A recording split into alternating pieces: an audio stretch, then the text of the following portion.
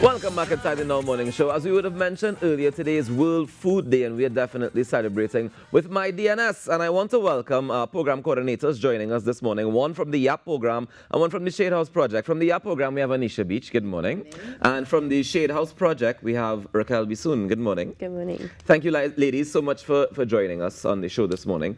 Can you tell us a little bit about the Youth and Culture Agriculture programs? Let's start with the YAP program. Yeah, so good morning and happy World Food Day to everyone. And so the Youth Agriculture Homestead Program is a 2-year program aimed at equipping young people between the ages of 18 and 35 with the skills, technical resources, as well as financial resources to become successful agri-entrepreneurs. So within that 2-year program, you'll be trained with the UTT, where you'll be earning a certificate in agriculture and agro-processing technologies, as well as you'll receive training from NAMDEVCO and NEDCO.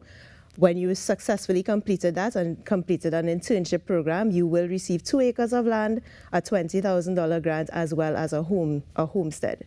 On the actual property On the itself. actual property, And yes. tell us about the Shade House Project. The Shade House Project was designed to equip nationals between the ages of 16 to 35 with the requisite skills in the production of short-term, high-value crops like kale, cauliflower, lettuce, broccoli, and we intend to develop 300 young persons over a period of 3 years in a certified training in shade house production and management. We have 100 participants currently enrolled at the University of the West Indies and 100 participants graduating in November of this year. Okay, so for me, what I'm hearing is the difference between the two programs is one is indoor, one is outdoor. Is that like a general synopsis? And so it's bigger than that because, yes, one is indoor with the shade Right. house, and then with the YAP, they have a wide variety of options that Right. you could It's utilize. not limited their to the space. short-term crop. It's not limited to short, because it's 2 acres of land. Yeah, so you can plant anything. Anything. That's legal. And tell me about the aquaculture project. The aquaculture project is the newest addition to our Youth and Agriculture initiative. What we would do under that initiative is develop 200 new entrepreneurs in the field of aquaculture. We have 100 students currently enrolled at the University of the West Indies in a certified training in tropical aquaculture production and management. And upon completion, they would form a cooperative where they'll be able to maximize profits by reducing the cost of inputs. And that's basically our aquaculture project. All right, so we have the YAP program giving them outside the 2 acres of land. We have the Shade project where we inside on short-term crops, and then we go in the water for the aquaculture. Yes. Nice, we have everything covered. Yes. So what impact do you see these projects having on like unemployment, for example? Oh, a remarkable impact. So our aim with the MYDNS, all of these programs, is to have 1,500 youth farmers or youth agricultural entrepreneurs by the year 2025. Okay. So in essence, we'll be having not only employed 1,500 people, but we are also pushing out 1,500 employers. So they as well will be employing other young people. And some of them are already youth entrepreneurs, and they just needed a little bit more training and access to some resources to build on that. And with regard to the perception of agriculture and the agricultural sector, we are shifting the stigma attached to agriculture. You know, before I used to believe that agriculturalists were only people who didn't have a certain level of education or whatnot. We are changing that stigma. Based on even the demand for this program, we are shifting the stigma, and even those who are not training with us, they as well are changing the mindset toward joining the agricultural sector. I mean, this is not one of the questions I planned to ask, right? But just hearing you talking, do we also include some technology in this as well? Yes, definitely. So even with the training with UTT as well as UE, they have some technological practices that they are employing. All right. Raquel, tell me, how does youth and agriculture link with World Food Day? I mean, it's fairly obvious that agriculture is the food is the link, right? But what's specific about it? Well, as you know, World Food Day is celebrated every year on October 16th. And what we do is we commemorate the founding of the United Nations Food and Agriculture Organization. Apart from that, we emphasize the continuance of food security.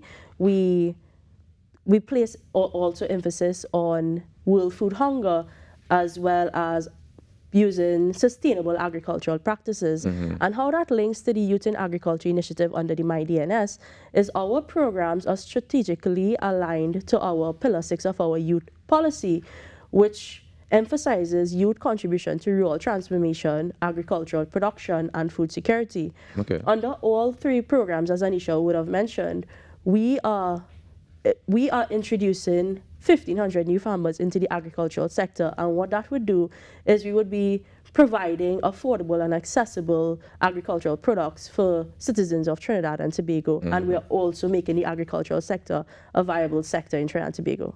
Most definitely. Tell me about the Food Heroes exhibition. Okay, so the Food Heroes exhibition is basically a platform that highlights young people, especially who are shifting or changing the agricultural sector, who are actively engaged in the agricultural sector. So there was one in July 2023, and this Saturday, 21st, at SAPA, between the hours of 9 a.m. and 12 noon, there will be another Food Heroes exhibition, and a lot of our MYDNS participants will be part of it. So is it that the Food Heroes are people who partially program, or we have people who didn't partially program that are doing their thing and we still celebrate them? Didn't partially the program and are doing their things and we're celebrating them. We have people who are actively in the program. So basically it's just a wide platform for people And at the exhibition, is it that we're showing some of the things they grow, or we just giving their stories? Some of the things that they grow as well, yes. Okay, so we could buy, we could go down and buy produce and stuff like that. Yes. I'm also very curious about the, we talk about the agriculture aspect of it. We talk about growing stuff, but how do we get to the point of being able to sell it? And how do we convince corporate Trinidad to be able to invest in these youth to be able to say, hey, we want to have more stuff that's locally grown and we're going to put in our stores to sell? So that is where we have our NAMDEVCO that comes in, where they are the ones who are the market experts when it comes to agricultural produce, and they are the ones who make sure that these students are export ready, they are at the best level of production and whatnot. So they are the ones who are assisting them with and guiding them with allowing them to know what is on the market right now, what will be viable for export, what will be viable for even local trade. And they are exposing them right now to our local markets and our local network. Yeah. In addition to that, we are also forming the Shade House students and the aquaculture students in agricultural cooperatives.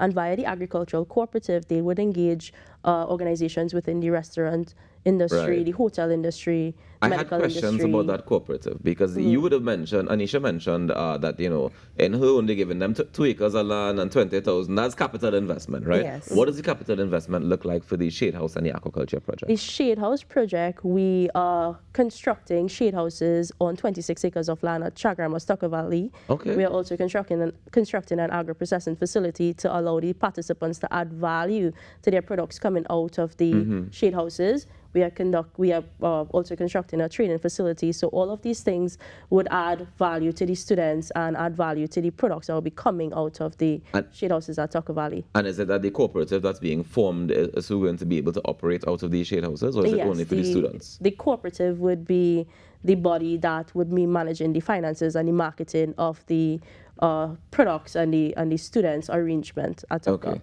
And so the first group of people that graduating would make up the cooperative, and then people add to it, or how does that work? It's not mandatory that the students be a part of it. It's upon interest, whether they're interested or not, to be members of the cooperative.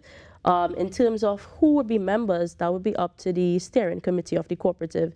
They have to develop bylaws, and based on their bylaws, we know who qualifies to be a member. There's way more than agriculture. Now you're getting into policy making and all kind of bacchanal. Yes. So we are in the process of creating entrepreneurs and business people. Yeah. So it's beyond just agriculture. Most definitely. Well, ladies, thank you so much for joining us. If people want to find some more information about the programs of the ministry, how can we get more info? So they can log on to our website, mydns.gov.tt. We also have a social media platform at Youth in Agriculture. A very active one, yes. So they can log on and they'll see a lot more information.